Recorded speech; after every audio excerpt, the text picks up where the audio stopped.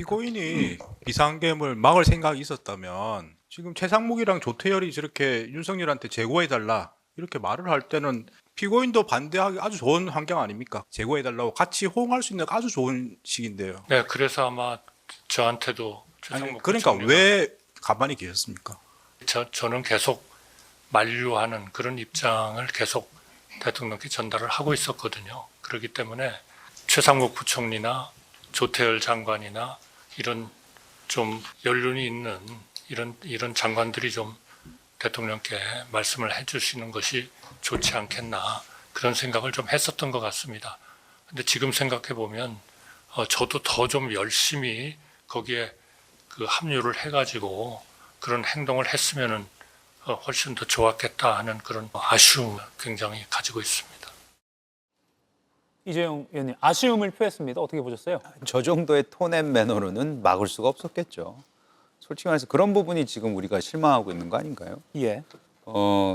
조태열 전 조태열 저기 또 누구 얘기했어? 최상목 부총리요? 최상목 부총리까지 만류했다고 얘기를 하고 왜 거기에 동조하지 않았냐라고 재판관이 지금 질의를 했지만 사실 그 아까 우리가 CCTV로 봤던 그 사람들 거기 앉아 있는 사람들 대한민국 최고의 엘리트로서 온갖 최고의 자리를 누려왔던 사람들인데 이분들이 과연 이 계엄이 얼마나 위험한 건지 얼마나 중요한 건지를 피부로 못 느꼈던 것 같아요. 이분들이 대충 그냥 대통령한테 하시면 안 됩니다. 점잖게 낮은 톤으로 저렇게 얘기했을 때 그게 과연 먹혔을까라는 생각은 당연히 안 들고요. 적극적으로 나섰어야 되는데 지금에 와서 후회한들 무슨 소용이 있겠습니까만은 어찌됐든 간에 저런 태도로 만약 대통령을 막았다면 당연히 못 막았겠죠. 아까 우리 김 의원님도 말씀하시잖아요. 들어놓어도 할 사람이었는데 저런 식으로 점잖게 얘기했으면 될 것도 안 됐겠죠. 예. 그다음 한 전 총리 발언 좀 들어볼게요. 한 전 총리가 계엄은 있을 수 없는 일이라고 말을 하니까 재판장이요. 그걸 윤석열한테도 말하지 그랬냐 이렇게 되묻기도 했습니다. 비상계엄이라는 거는 있을 수가 없는 일이다. 국민들의 비상계엄에 대한 여러 가지 트라우마 또 인권 문제 이런 것들로 봐서 절대로 있어서는 안 된다고 생각합니다. 왜 그걸 윤석열한테 말씀하시기 그랬습니까? 비상계엄을 하기 전에. 저희가 지금 그런 여러 가지 장관들이 그런 얘기를 하여튼 나름대로 열심히 저는 했다고 생각합니다. 물론 성공하지는 못했습니다만. 예, 김유정 의원님, 저 장면 어떻게 보셨습니까? 열심히 반대했다고 생각하지만 안 했다는 거잖아요. 송미령 장관이 명시적으로 반대하는 모습을 본 적이 없다고 얘기를 하지 않았습니까? 예.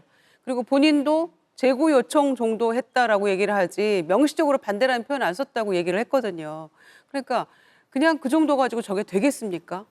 본인이 박정희 시대부터 공무원을 시작한 사람이잖아요. 예. 그러니까 인생이 그냥 관료였어요. 그렇다면 이 계엄이 의미하는 바가 어떤 거라는 걸 누구보다도 가장 잘 알고 있는 국정의 2인자였던 거 아닙니까? 그런데 이걸 이런 식으로 요야무야 넘겨놓고 나서 기억이 안 난다라고 하는 게 얼마나 옹색하고 비굴한 모습입니까? 게다가 연륜 있는 분들이 말리는 게 좋겠다라는 생각했다고요? 아니 최상목 부총리는 63년생이에요. 조태열 외교부 장관 55년생입니다. 본인 49년생입니다. 총리를 2번씩이나 한 사람이에요. 그러면 그 상황에서 의미가 뭔지를 너무나 잘 알고 있는 사람 아닙니까? 그리고 그런 상황 속에서 처음에 그 총리를 2번째 했을 때 많은 국민들이 야, 너무 과요가 아니냐. 무슨 총리를 2번이나 하냐. 이런 얘기도 나왔었어요. 그런데 또 한편 이해하는 부분이 대통령이 정치 초짜니까 오랜 관료, 공직 생활을 했던 총리가 보완제 역할을 해주는 것도 방법이겠다라고 초반에 이해를 했단 말이에요. 집권 초기에. 예. 그런데 이 불법 계엄을 그렇게 불구경하듯이 쳐다보고 이상민 장관하고 웃는 거 보셨잖아요. 히히덕거리고 그렇게 넘겨놓고 이제 와서 기억이 안 난다? 정말 저는 어떤 의미에서 내란 수기보다 더 나쁜 사람 같아요. 이 사람이. 예. 정광재는 어떻게 보셨어요?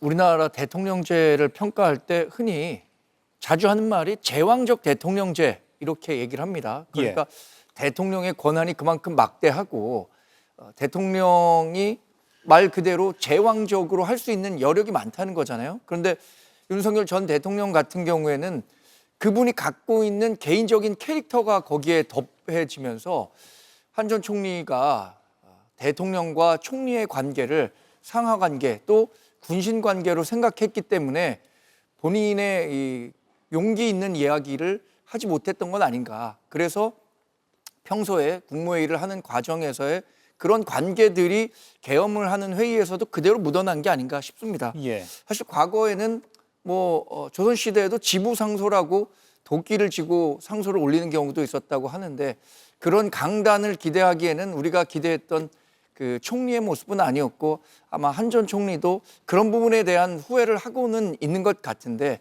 당시 상황에서 제대로 된 역할을 못했다는 부분에 대해서는 그런 국민적 비난을 피하기는 어려울 것 같습니다. 예, 이 말씀과 맥락을 같이 하는 것 같기도 합니다. 어떤 대통령제 자체에 대한 한계를 지적하는 듯한 한덕수 전 총리의 발언도 있었거든요. 이것까지 한번 더 들어보시죠. 총리나 담당 장관이나 나서가지고 그거를 당장 중단시키도록 그렇게 해야 되는 필요성도 물론 있겠습니다만은 현실적으로는 그렇게 하기는 좀 어렵다 하는 말씀을 드리고 싶습니다. 그러나 그런 문제도 앞으로 더 좀 여러 가지 제도 같은 거 이런 것들이 좀 잘 고쳐지면서 정말 그런 일들이 다시는 일어나지 않도록 그렇게 하는 것이 대단히 중요하다 그렇게 생각합니다.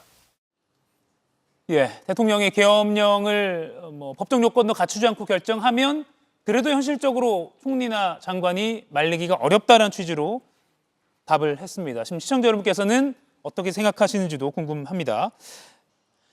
이가혁 라이브를 시청해 주셔서 고맙습니다. 이가혁 라이브는 평일 오후 5시 TV와 유튜브로 실시간으로도 함께 하실 수 있습니다.